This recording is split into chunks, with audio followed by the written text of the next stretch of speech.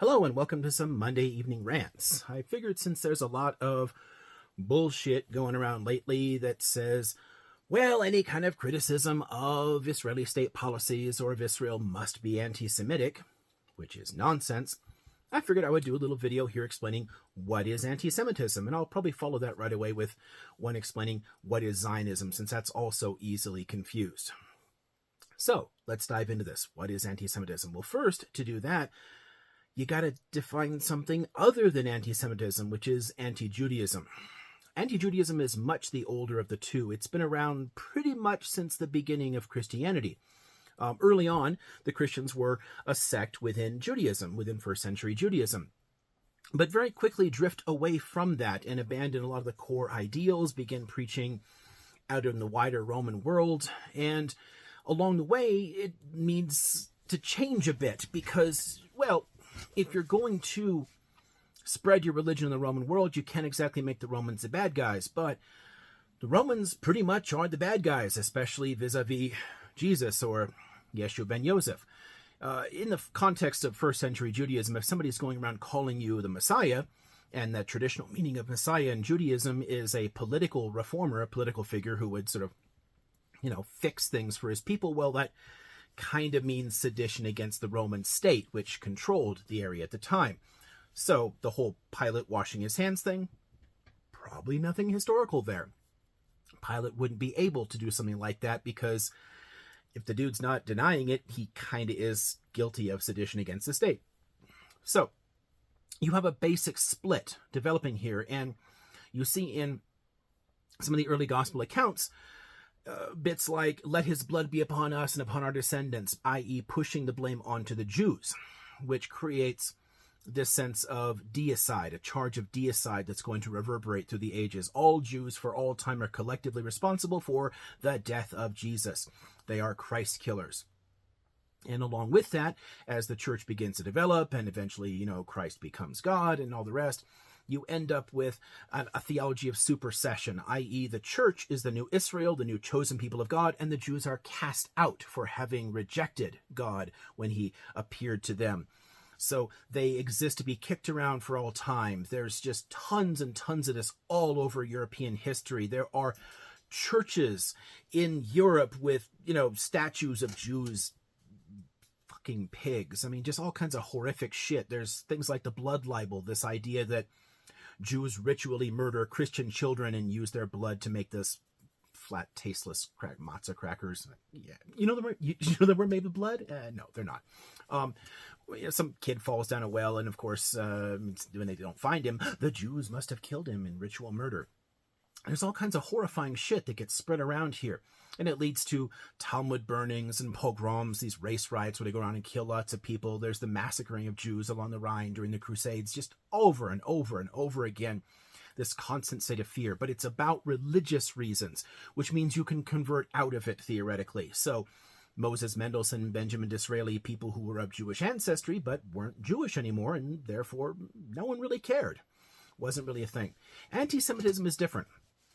Anti-Semitism develops in the context of the secularization of Europe in the 18th century, when you have the rise of more scientific discourses, and a lot of that includes racist elements. So think about Blumenbach's categorizing of people. Here's your perfect Northern European, and ooh, look, these people look a lot more like apes. Ooh, and it's creating all this bullshit racial stuff. And when you're laying out quote-unquote race science, people are able to suddenly say, well, Jews must be a biological type. And yeah, this creates a very distinct sort of ideal. The term anti-Semitism, as it's coined and used across the 19th century, and again tied into discourses of scientific racism and nationalism, as we'll discuss in a moment, the word itself is bullshit. This is one of the reasons that I always write it as a single word, no capitalizing in it. It's actually kind of a pet peeve when people put anti-Semitism with a capital S, because that kind of suggests that there's such a thing as Semitism or Semites in a real sense, and there kind of aren't. Semitic is a language family. So speakers of Semitic languages are Semites, but Jews historically were not. The Jews of Europe didn't speak a Semitic language. Go figure, they spoke Yiddish and Ladino and, French and German and Polish and tons of other languages that had nothing to do with the Semitic language family. It was made up as a word to give a bullshit rationale to hating Jews. People had hated Jews for a long time, but traditional Judenhass, this idea of just hating Jews, no longer works if you're not really sincerely Lutheran or Catholic, if you think of yourself as more of a secular, enlightened, non-religious person. But having, grown up in an environment that is Catholic or Lutheran and grown up hating Jews, you want to come up with a way to rationalize that, a way to keep up that hatred. Because, challenging the beliefs you grow up with takes a lot of reflection and personal strength that most people just don't have. So a lot of ideas just go unexamined. This is one of those where people want to cling to that.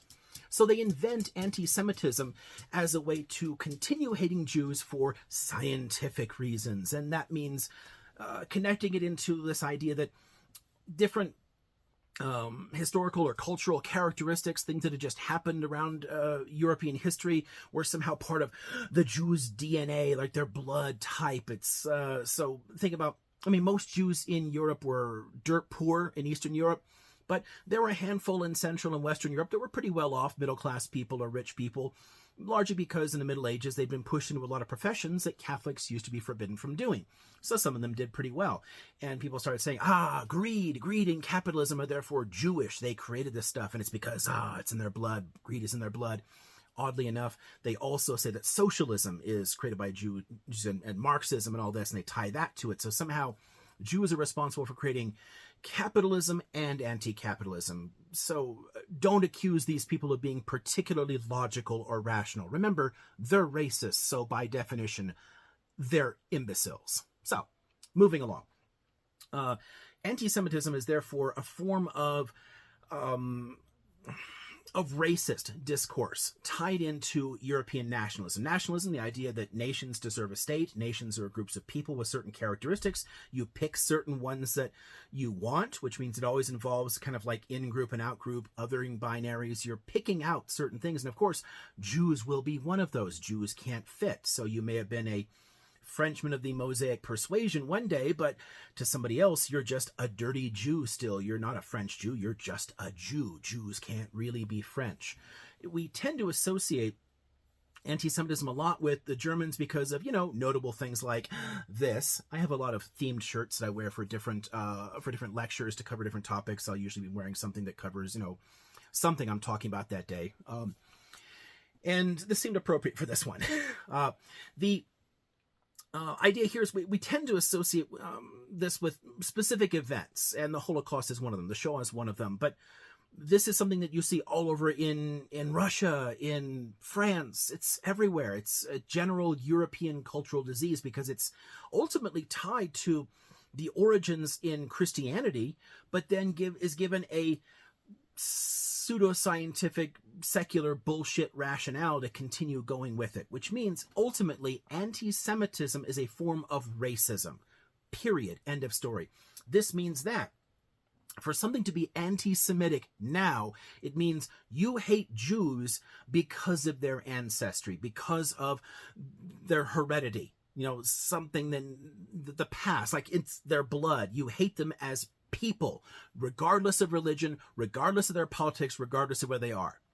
Capitalists, socialists, converts to Buddhism, whatever, they're still a Jew, and therefore you hate them.